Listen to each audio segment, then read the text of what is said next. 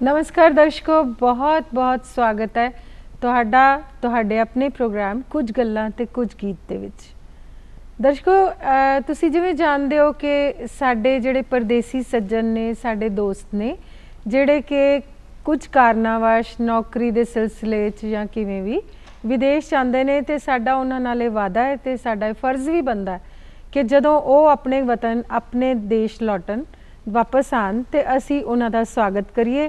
ਤੇ ਦੂਰਦਰਸ਼ਨ ਦੇ ਵੱਲੋਂ ਸਾਡਾ ਸਵਾਗਤ ਕਰਨ ਦੇ ਲਈ ਇਹੀ ਜ਼ਰੀਆ ਹੈ ਕਿ ਅਸੀਂ ਉਹਨਾਂ ਨੂੰ ਤੁਹਾਡੇ ਰੂਬਰੂ ਕਰੀਏ। ਤੇ ਜ਼ਿਆਦਾ ਵਕਤ ਨਾ ਲੈਂਦੇ ਹੋਏ ਆਓ ਅੱਜ ਗੱਲਬਾਤ ਕਰਦੇ ਹਾਂ ਸੰਦੀਪ ਸਿੰਘ ਜੀ ਹੋਰਾਂ ਨਾਲ, ਜਿਹੜੇ ਕਿ ਖਾਸ ਤੌਰ ਤੇ ਵੈਂਕੂਵਰ ਤੋਂ ਆਏ ਹੈ। ਤੇ ਗੱਲਬਾਤ ਦਾ ਸਿਲਸਿਲਾ ਸ਼ੁਰੂ ਕਰਨ ਤੋਂ ਪਹਿਲਾਂ ਸੰਦੀਪ ਜੀ, ਸਵਾਗਤ ਹੈ ਤੁਹਾਡਾ ਤੁਹਾਡੇ ਆਪਣੇ ਦੇਸ਼, ਤੁਹਾਡੇ ਆਪਣੇ ਸਟੂਡੀਓ ਦੇ ਵਿੱਚ।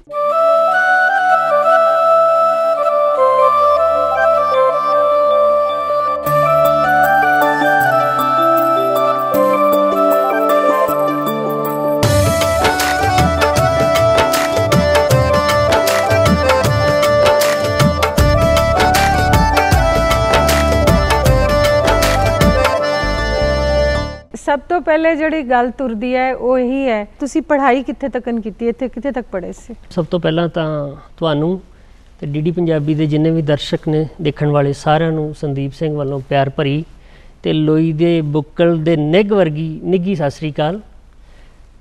बहुत माण वाली गल है भी तुसी NRI जदों आउंदे ने, वैसे सानू NRI कह दिंदे ने पर हैगे ते असीं इंडी नहीं आ जी। और जदों आने आ जो तुसी प्रोग्राम चला रहे हो बहुत वधिया प्रोग्राम है तुहाडा, इहदे नाल जिन्ने भी विदेशी ने जुड़े रहिंदे।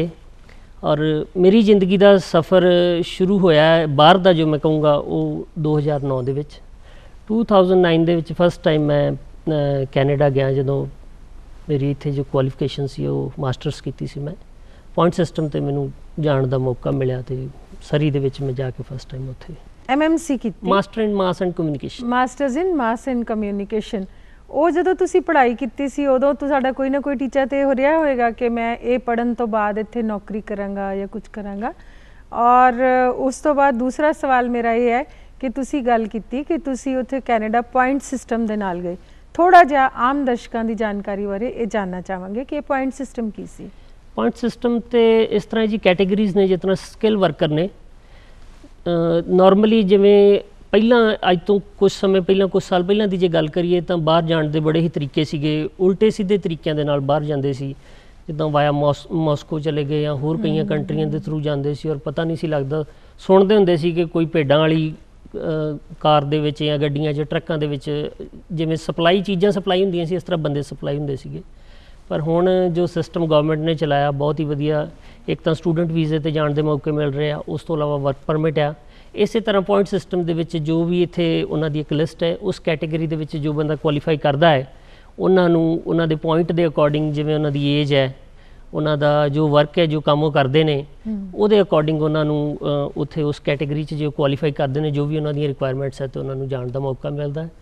ਸਿਰਫ ਇਹ ਹੈ ਕਿ ਡਿਫਰੈਂਸ ਇਹ ਉੱਥੇ ਜਾਂਦੇ ਲੈਂਡਡ PR ਬਣ ਜਾਂਦੇ ਨੇ ਔਰ ਦੂਸਰੀ ਕੈਟੇਗਰੀਜ਼ ਜੋ ਉਹਨਾਂ ਨੂੰ ਉੱਥੇ ਜਾ ਕੇ PR ਅਪਲਾਈ ਕਰਨੀ ਪੈਂਦੀ ਹੈ। ਮਤਲਬ ਤੁਸੀਂ ਪੁਆਇੰਟ ਸਿਸਟਮ ਦੇ ਨਾਲ ਜਦੋਂ ਵੀ ਗਏ, ਜੋ ਵੀ ਤੁਹਾਡੀ ਕੁਆਲੀਫਿਕੇਸ਼ਨਸ ਜਾਂ ਹੋਰ ਵੀ ਜੋ ਚੀਜ਼ਾਂ ਐਲੀਜੀਬਿਲਿਟੀ ਦੇਖ ਕੇ ਤੇ ਉਹਨਾਂ ਨੇ ਤੁਹਾਨੂੰ ਸਿੱਧੀ PR ਤੇ ਹੀ ਤੁਸੀਂ ਉੱਥੇ ਗਏ? ਬਿਲਕੁਲ ਜੀ, ਉੱਥੇ ਲੈਂਡਡ PR ਮਿਲਦੀ ਹੈ। ਮੈਂ ਸਮਝਦੀ ਹਾਂ ਕਿ ਇੱਕ ਬਹੁਤ ਹੀ ਤੁਹਾਡੀ ਗੁੱਡ ਲੱਕ ਵੀ ਸੀ ਔਰ ਬੜਾ ਸੇਫ ਤਰੀਕਾ ਸੀ ਜਾਣ ਦਾ।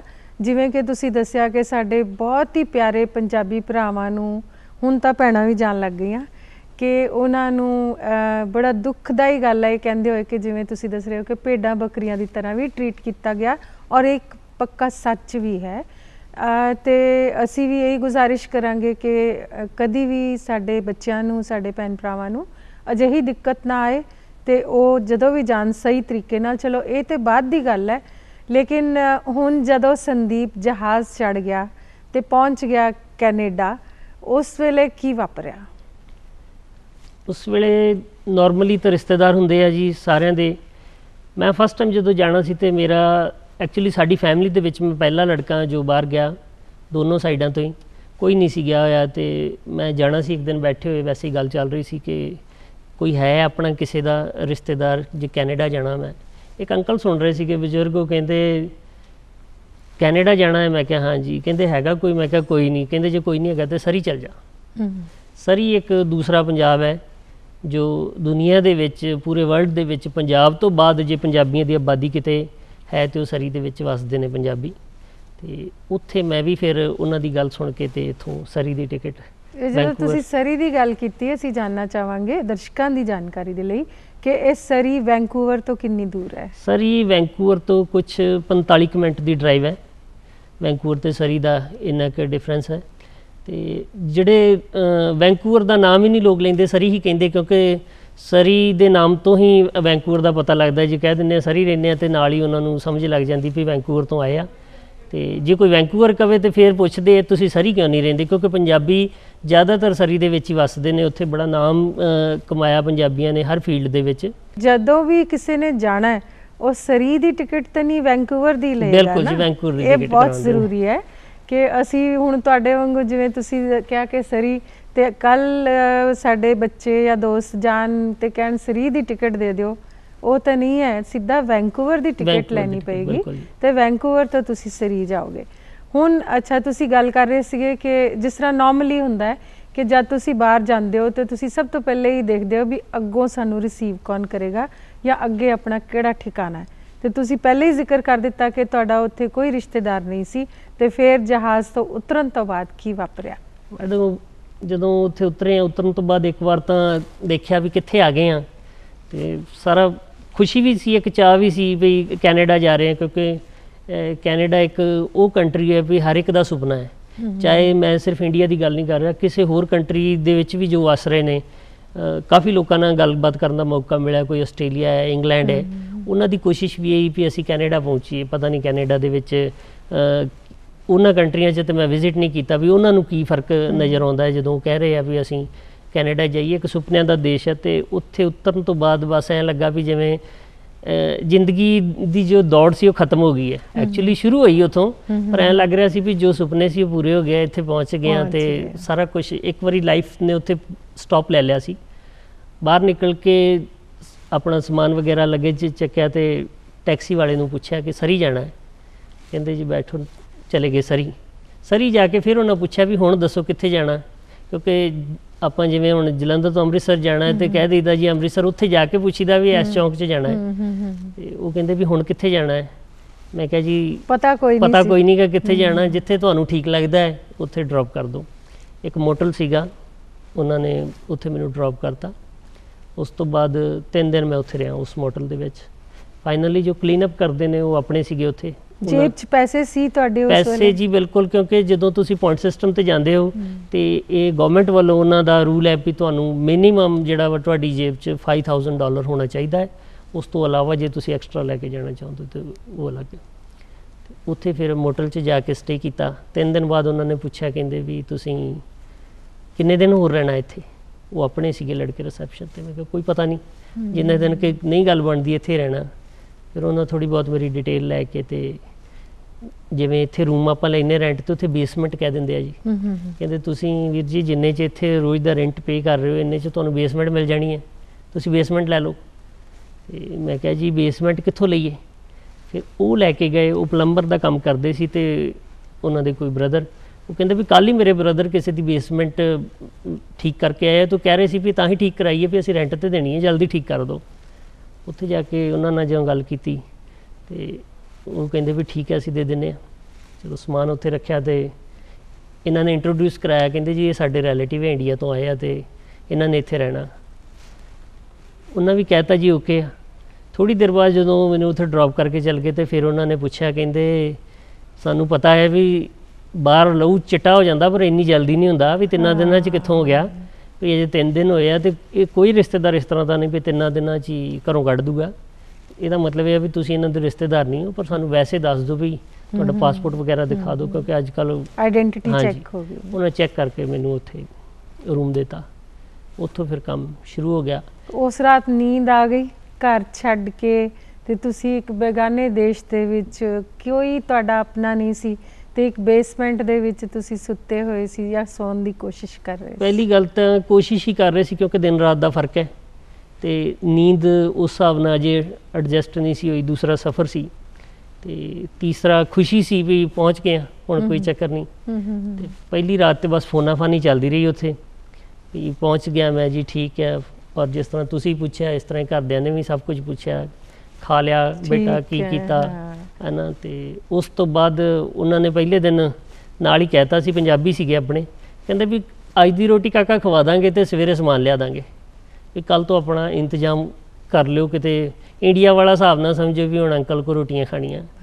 ਦੂਸਰੇ ਦਿਨ ਨਾਲ ਲੈ ਕੇ ਉਹਨਾਂ ਨੇ ਜੋ ਵੀ ਗਰੋਸਰੀ ਸੀਗੀ ਉਹ ਦੇਤੀ। ਤੇ ਇਸ ਦੇ ਨਾਲ ਇੱਕ ਗੱਲ ਹੋਰ ਵੀ ਜੁੜਦੀ ਹੈ ਕਿ ਜਦੋਂ ਤੁਸੀਂ ਬਾਹਰ ਜਾਂਦੇ ਹੋ ਹੋਰ ਕੰਮਾਂ ਦੇ ਇਲਾਵਾ ਤੁਹਾਨੂੰ ਰੋਟੀ ਪਾਣੀ ਬਣਾਉਣਾ ਆਉਣਾ ਬਹੁਤ ਜ਼ਰੂਰੀ ਹੈ, ਬਹੁਤ ਜ਼ਿਆਦਾ ਜ਼ਰੂਰੀ ਹੈ ਜੀ।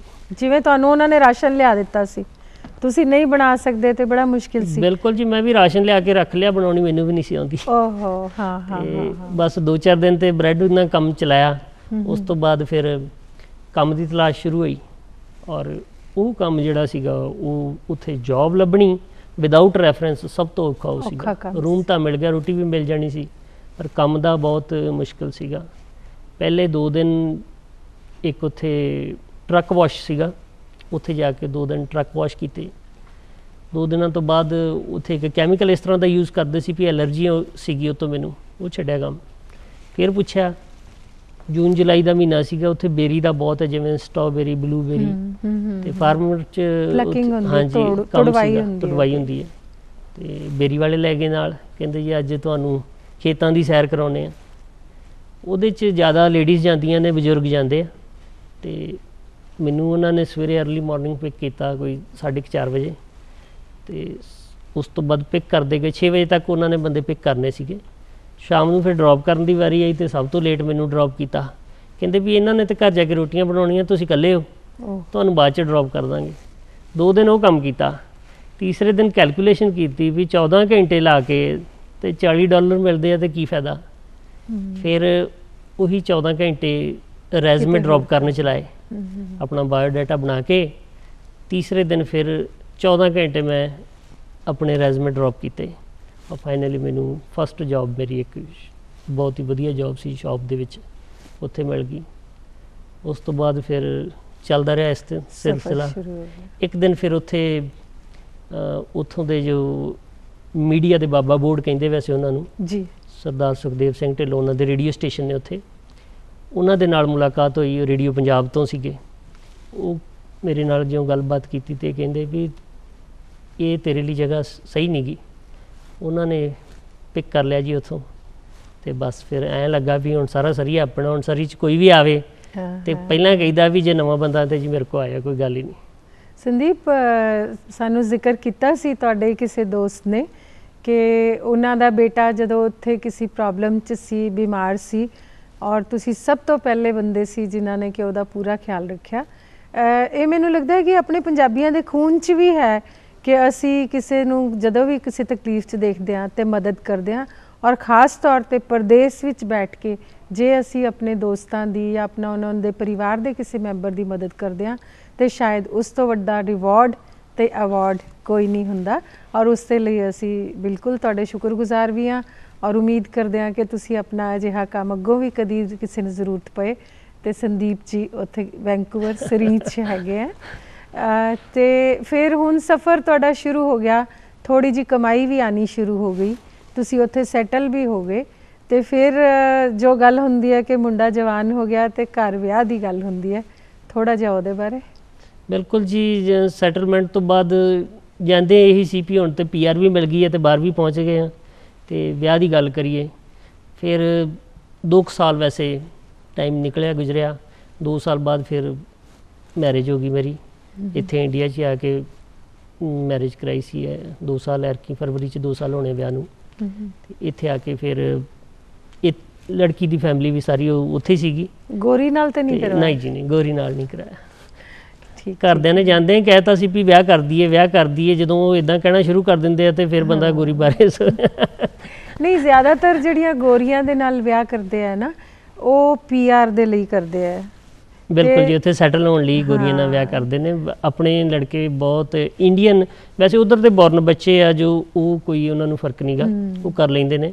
ਗੋਰੀਆਂ ਨਾਲ ਵੀ ਤੇ ਲੜਕੇ ਵੀ ਗੋਰੀਆਂ ਨਾਲ ਕਰ ਲੈਂਦੇ, ਲੜਕੀਆਂ ਵੀ ਗੋਰਿਆਂ ਨਾਲ ਕਰ ਲੈਂਦੀਆਂ ਨੇ ਉੱਥੇ। ਉਧਰ ਦੇ ਬੋਰਨ ਜੋ ਨੇ ਇੰਡੀਆ ਤੋਂ ਜਾ ਕੇ ਬਹੁਤ ਘੱਟ ਨੇ, ਕਿਉਂਕਿ ਉਹ ਇੱਕ ਤਾਂ ਲੈਂਗੁਏਜ ਬੈਰੀਅਰ ਵੀ ਆ ਜਾਂਦਾ ਵਿੱਚ। ਹੋਰ ਵੀ ਕਾਫੀ ਫਰਕ ਨੇ। ਜ਼ਿਆਦਾਤਰ ਮੈਨੂੰ ਲੱਗਦਾ ਕਿ ਉਹਨਾਂ ਦੀ ਮਜਬੂਰੀਆਂ ਹੁੰਦੀਆਂ ਕਿ ਪੱਕੇ ਹੋਣ ਦੇ ਲਈ ਉਹ ਇਹ ਕਰਦੇ ਆ, ਪਰ ਉਹ ਤੋੜ ਚੜੇ ਜਾਂ ਨਾ ਚੜੇ।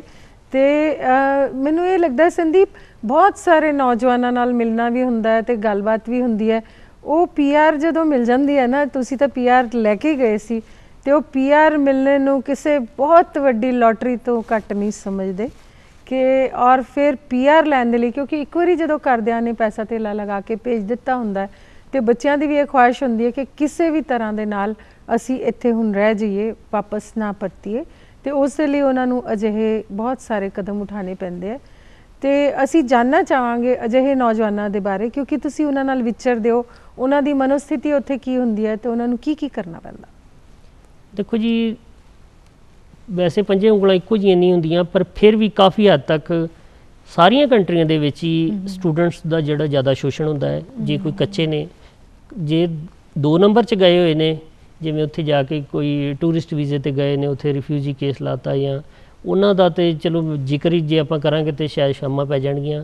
ਪਰ ਥੋੜ੍ਹਾ ਜਿਹਾ ਜੇ ਅਸੀਂ ਸਟੂਡੈਂਟ ਲੈਵਲ ਤੋਂ ਗੱਲ ਸ਼ੁਰੂ ਕਰੀਏ, ਜੋ ਸਟੂਡੈਂਟ ਉੱਥੇ ਜਾਂਦੇ ਨੇ ਉਹਨਾਂ ਨੂੰ ਹੁਣ ਤੇ ਇਹਨਾਂ ਨੇ ਰੂਲ ਚੇਂਜ ਕਰਤੇ। ਪਹਿਲਾਂ ਵਰਕ ਦਾ 1 ਦਿਨ ਦਾ ਵੀ ਅਲਾਉਡ ਨਹੀਂ ਸੀ ਹੁੰਦਾ, ਤੇ ਉੱਥੋਂ ਜਾਣ ਤੋਂ ਬਾਅਦ ਜੋ ਉੱਥੋਂ ਦੇ ਐਕਸਪੈਂਸਿਸ ਨੇ ਉਹ ਇੰਨੇ ਮਹਿੰਗੇ ਪੈਂਦੇ ਆ ਵੀ ਉਹ ਸਰਵਾਈਵ ਨਹੀਂ ਕਰ ਸਕਦੇ। ਫਿਰ ਉਹਨਾਂ ਨੂੰ ਜੌਬਸ ਕਰਨੀਆਂ ਪੈਂਦੀਆਂ ਨੇ, ਉਹ ਕੈਸ਼ 'ਤੇ ਜੌਬ ਕਰਦੇ ਆ, ਔਰ ਜੋ ਉੱਥੇ ਰੈਗੂਲਰ ਵੇਜਿਸ ਚੱਲਦੇ ਆ ਉਹ ਤੋਂ ਕਿਤੇ ਥੱਲੇ ਜਾ ਕੇ ਉਹਨਾਂ ਨੂੰ ਉਹ ਜੌਬ 'ਤੇ ਰੱਖਦੇ ਆ। ਔਰ ਜ਼ਰਾ ਵੀ ਜੇ ਉਹਨਾਂ ਕੋਲ ਕੋਈ ਗਲਤੀ ਹੁੰਦੀ ਤਾਂ ਇੱਕ ਹੀ ਧਮਕੀ ਦਿੱਤੀ ਜਾਂਦੀ ਆ ਵੀ ਕਾਲ ਕਰਦੇ, ਫਿਰ ਜਿਹਨੂੰ ਕਰਨੀ ਅਸੀਂ ਨਹੀਂ ਦਿੰਦੇ ਪੈਸੇ। ਤੇ ਮੇਰੇ ਨਾਲ ਵੀ ਇਸ ਤਰ੍ਹਾਂ ਹੋਈ ਸੀ, ਔਰ ਮੈਂ ਤਾਂ ਹੀ ਮੈਨੂੰ ਇਹ ਲੱਗਾ ਵੀ ਜਿਵੇਂ ਕਿਤੇ ਜੌਬ ਕੀਤੀ ਸੀ, ਔਰ ਉਸ ਤੋਂ ਬਾਅਦ 1 ਦਿਨ ਦੀ ਜੌਬ ਕਰਨ ਤੋਂ ਬਾਅਦ ਉਹਨਾਂ ਨੇ ਪੇਮੈਂਟ ਨਹੀਂ ਦਿੱਤੀ। ਦੂਸਰੇ ਦਿਨ ਮੈਂ ਪੁੱਛਿਆ ਵੀ ਤੁਸੀਂ ਕੱਲ੍ਹ ਜੋ ਕੰਮ ਕੀਤਾ ਸੀ, ਕਹਿੰਦੇ ਵੀ ਅਸੀਂ ਦਿੰਦੇ ਹਾਂ 2-4 ਦਿਨ, 3 ਮਹੀਨੇ ਤੱਕ ਇਸ ਤਰ੍ਹਾਂ ਕੰਮ ਚੱਲਦਾ ਰਿਹਾ। ਇਸ ਤਰ੍ਹਾਂ ਉੱਥੇ ਵੀ ਹੁੰਦਾ ਕਿ ਤੁਸੀਂ ਕੰਮ ਕਰ ਲੈਂਦੇ ਔਰ ਤੁਹਾਨੂੰ ਪੈਸੇ ਨਹੀਂ ਮਿਲਦੇ? ਬਿਲਕੁਲ ਜੀ ਹੁੰਦਾ ਹੈ, ਕਿਉਂਕਿ ਤੁਹਾਨੂੰ ਦੱਸਿਆ ਵੀ ਦੂਸਰਾ ਪੰਜਾਬ ਹੈ, ਉੱਥੇ ਤੇ ਹੈਗੇ ਤੇ ਪੰਜਾਬੀ ਨੇ ਨਾ, ਤੇ ਬਾਕੀ ਸਾਰੇ ਇਸ ਤਰ੍ਹਾਂ ਦੇ ਨਹੀਂ ਗੇ, ਪਰ ਕੁਛ ਹੋ ਸਕਦਾ ਹਾਂਜੀ ਹੈਗੇ ਨੇ ਜੋ ਲੋਕ ਗਲਤ ਫਾਇਦਾ ਉਠਾਉਂਦੇ ਨੇ। ਤੇ ਸਟੂਡੈਂਟਸ ਦੇ ਨਾਲ ਜ਼ਿਆਦਾ ਇਸ ਤਰ੍ਹਾਂ ਹੁੰਦਾ ਹੈ ਵੀ ਉਹਨਾਂ ਨੂੰ ਕੰਮ ਕਰਾ ਲੈਣਾ, ਉਹਨਾਂ ਨੂੰ ਸਹੀ ਵੇਜਿਸ ਨਹੀਂ ਦੇਣੇ ਜਾਂ ਘੱਟ ਦੇਣੇ। ਤੇ ਜੇ ਤੁਸੀਂ ਲੀਗਲ ਹੋ ਉੱਥੇ, ਫਿਰ ਤੁਸੀਂ ਕਿਸੇ ਤਰ੍ਹਾਂ ਦਾ ਵੀ ਐਕਸ਼ਨ ਲੈ ਸਕਦੇ ਹੋ। ਫਿਰ ਤਾਂ ਉੱਥੋਂ ਦੀ ਗਵਰਨਮੈਂਟ ਦਾ ਇਹ ਸਿਸਟਮ ਹੈ ਵੀ $1 ਦਾ ਵੀ ਜੇ ਕੰਮ ਕੀਤਾ ਤੇ ਉਸ $1 ਦੇ ਚੈੱਕ ਨੂੰ ਤੁਹਾਡੇ ਤੱਕ ਪਹੁੰਚਾਉਂਦਿਆਂ ਹੋ ਸਕਦਾ $5 ਉਹਦੇ ਉੱਤੇ ਖਰਚਾ ਆ ਜਾਏ, ਪਰ ਉਹ ਤੁਹਾਡੇ ਘਰ ਪਹੁੰਚਣਾ ਹੀ ਪਹੁੰਚਣਾ ਹੈ। ਸਿਸਟਮੈਟਿਕਲ ਕੰਮ ਚੱਲਦਾ, ਪਰ ਫਿਰ ਵੀ ਸ਼ੋਸ਼ਣ ਕਾਫੀ ਹੱਦ ਤੱਕ ਹੁੰਦਾ। ਸੰਦੀਪ, ਹੁਣ ਅਸੀਂ ਜਾਣਨਾ ਚਾਹਾਂਗੇ, ਜਦੋਂ ਅਸੀਂ ਬੱਚਿਆਂ ਦੀ, ਤੁਹਾਡੇ ਵਰਗੇ ਨੌਜਵਾਨਾਂ ਦੀ ਗੱਲ ਕਰਦੇ ਹਾਂ ਜਿਹੜੇ ਕਿ ਆਪਣਾ ਘਰ-ਬਾਰ ਛੱਡ ਕੇ ਬਾਹਰ ਚਲੇ ਜਾਂਦੇ ਨੇ, ਤੇ ਖਾਸ ਤੌਰ ਤੇ ਉਹਨਾਂ ਮਾਵਾਂ ਦੀਆਂ ਜਿਨ੍ਹਾਂ ਨੇ ਕਿ ਬੱਚਿਆਂ ਨੂੰ ਬੜੀ ਸੱਦਰਾਂ ਨਾਲ ਪਾਲਿਆ ਹੁੰਦਾ ਤੇ ਅੱਖਾਂ ਥੱਕ ਜਾਂਦੀਆਂ ਉਹਨਾਂ ਦੀ ਉਡੀਕ ਦੇ ਵਿੱਚ, ਘਰਦਿਆਂ ਦੀ ਕਿੰਨੀ ਕੁ ਯਾਦ ਆਉਂਦੀ ਹੈ ਜਾਂ ਘਰ ਦੇ ਕਿੰਨਾ ਕੁ ਮਿਸ ਕਰਦੇ ਆ? ਘਰਦਿਆਂ ਦੀ ਬਹੁਤ ਯਾਦ ਆਉਂਦੀ ਹੈ ਜੀ। ਸ਼ੁਰੂ ਤੋਂ ਲੈ ਕੇ ਮੇਰੀ ਮਦਰ ਦੇ ਨਾਲ ਬਹੁਤ ਜ਼ਿਆਦਾ ਅਟੈਚਮੈਂਟ ਹੈ। ਔਰ ਇੱਥੇ ਇਸ ਤਰ੍ਹਾਂ ਸੀ ਵੀ ਮੈਂ ਕਿਤੇ ਆਪਣੇ ਟਾਈਮ ਤੋਂ, ਆਪਣੀ ਜੌਬ ਤੋਂ ਜੇ ਅੱਧਾ ਘੰਟਾ ਵੀ ਲੇਟ ਹੋ ਜਾਂਦਾ ਸੀ ਤੇ ਸਭ ਤੋਂ ਪਹਿਲਾਂ ਕਾਲਸ ਮਦਰ ਦੀਆਂ ਸ਼ੁਰੂ ਹੋ ਜਾਂਦੀਆਂ ਸੀ ਵੀ ਕਿੱਥੇ ਰਹਿ ਗਏ। ਤੇ ਉੱਥੇ ਜਾ ਕੇ ਅੱਜ ਵੀ ਉਹੀ ਹਾਲ ਹੈ ਵੀ ਮੈਂ ਉਹਨਾਂ ਦੇ ਨਾਲ ਬਹੁਤ ਜ਼ਿਆਦਾ ਅਟੈਚਡ ਹਾਂ। ਔਰ ਉਹ ਵੀ ਜੇ 2-3 ਵਾਰ ਗੱਲ ਨਾ ਹੋ ਜੇ ਦਿਨ 'ਚ, ਤੇ ਸਾਡਾ ਮਤਲਬ ਪੈਰੈਂਟਸ ਨੂੰ ਤੇ ਕਦੀ ਨਹੀਂ ਉੱਥੇ ਭੁੱਲ ਸਕਦੇ। ਔਰ ਉੱਥੇ ਜਾਣ ਤੋਂ ਬਾਅਦ ਐਵੇਂ ਲੱਗਦਾ ਹੈ ਵੀ ਜਦੋਂ ਦੁਨੀਆ ਦਾ ਇੱਕ ਤਰ੍ਹਾਂ ਦਾ ਸਵਰਗ ਆ, ਉਹ ਕੈਨੇਡਾ ਕੰਟਰੀ ਆ, ਉੱਥੇ ਜਾ ਕੇ ਲੱਗਦਾ ਵੀ ਇਹ ਸਵਰਗ ਆਪਣੇ ਪੈਰੈਂਟਸ ਨੂੰ ਵੀ ਦਿਖਾਇਆ ਜਾਏ, ਪਰ ਕਈ ਮਜਬੂਰੀਆਂ ਜਿਹੜੀਆਂ ਉਹ ਰੋਕ ਦਿੰਦੀਆਂ ਨੇ। ਸਹੀ ਹੈ। ਅਸੀਂ ਹੁਣ ਕਾਫੀ ਭਾਵੁਕ ਜਿਹਾ ਸਮਾਂ ਹੋ ਗਿਆ ਜਦੋਂ ਕਿ ਮੈਂ ਉਹਨਾਂ ਮਾਵਾਂ ਨੂੰ ਵੀ ਯਾਦ ਕਰ ਸਕਦੀ ਹਾਂ ਜਿਹੜੀਆਂ ਰੋਟੀ ਬਣਾ ਕੇ ਤੇ ਪੁੱਤਰ ਦੇ ਯਾਦ ਕਰਦੀਆਂ ਨੇ, ਕਿਉਂਕਿ ਉਹ ਤੁਹਾਨੂੰ ਨਹੀਂ ਉਸ ਵੇਲੇ ਬੁਲਾ ਸਕਦੀਆਂ। ਉਧਰ ਤੁਸੀਂ ਵੀ ਉਹਨਾਂ ਨੂੰ ਯਾਦ ਕਰਦੇ। ਵੇਖ ਲਈ ਬਲਾ ਤੇ ਯਾਰੋ ਵੇਖ ਲਈ ਬਲਾ, ਹੋਰਿਆਂ ਰੰਗਾਂ ਦੇ ਵਿੱਚ ਦਿਲ ਨੇ ਬੁਲਾ, ਵੇਖੀ ਸਾਰੀ ਦੁਨੀਆ ਮੈਂ ਵੇਖ ਲਈ ਬਲਾ, ਹੋਰਿਆਂ ਰੰਗਾਂ ਦੇ ਵਿੱਚ ਦਿਲ ਨੇ ਬੁਲਾ, ਵਨ ਸੁਵੰਨੇ ਖਾਣੇ ਖਾ ਕੇ, ਪੀਜ਼ੇ ਨੂਡਲ 버ਗਰ ਖਾ ਕੇ, ਫਿਰ ਵੀ ਦਿਲ ਨਹੀਂ ਭਰਦਾ। ਉਹ ਮੇਰਾ ਮਾਂ ਦੇ ਹੱਥਾਂ ਦੀਆਂ ਪੱਕੀਆਂ ਰੋਟੀਆਂ ਬੜਾ ਹੀ ਦਿਲ ਕਰਦਾ, ਉਹ ਮੇਰਾ ਮਾਂ ਦੇ ਹੱਥਾਂ ਦੀਆਂ ਪੱਕੀਆਂ ਰੋਟੀਆਂ ਬੜਾ ਹੀ ਦਿਲ ਕਰਦਾ। ਅੱਜ ਮਾਂ ਦੇ ਹੱਥਾਂ ਦੀਆਂ ਪੱਕੀਆਂ ਰੋਟੀਆਂ ਖਾਣ ਨੂੰ ਬੜਾ ਹੀ ਦਿਲ ਕਰਦਾ।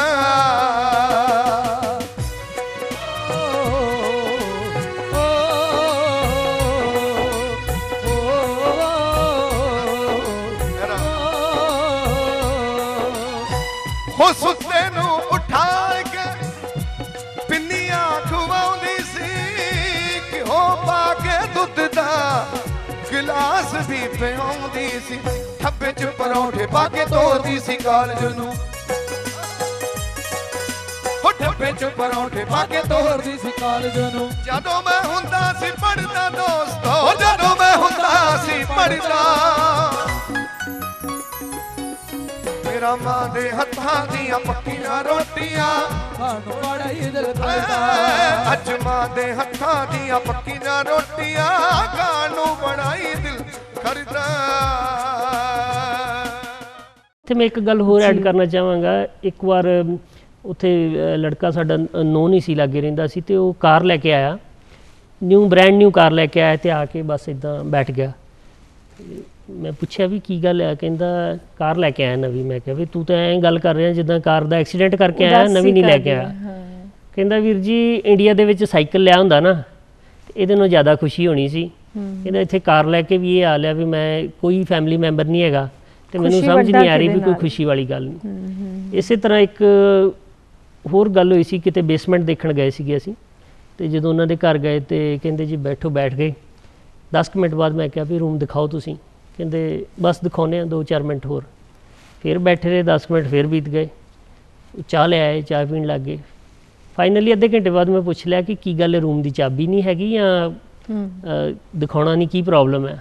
ਕਹਿੰਦੇ ਪ੍ਰੋਬਲਮ ਕੋਈ ਨਹੀਂ, ਸਾਨੂੰ ਕਹਿੰਦੇ ਵੀ ਇੰਡੀਆ ਤੋਂ ਆਇਆ ਨੂੰ 6 ਮਹੀਨੇ ਹੋਏ ਆ, ਆਉਂਦੇ ਹੀ ਅਸੀਂ ਇੰਡੀਆ ਤੋਂ ਆਪਣੀ ਕੈਸ਼ ਲੈ ਕੇ ਆਏ ਸੀ, ਆਪਣਾ ਘਰ ਲੈ ਲਿਆ, ਸਭ ਕੁਛ ਲੈ ਲਿਆ। ਕਹਿੰਦੇ ਭਾਜੀ ਅਜੇ 6 ਮਹੀਨੇ ਹੋ ਗਏ ਆ, $5000 ਦਾ ਲੈਦਰ ਦਾ ਸੋਫਾ ਅਸੀਂ ਲਿਆ ਕੇ ਰੱਖਿਆ, ਤੇ ਬੈਠਣ ਵਾਲਾ ਕੋਈ ਨਹੀਂ ਗਾ ਉੱਤੇ।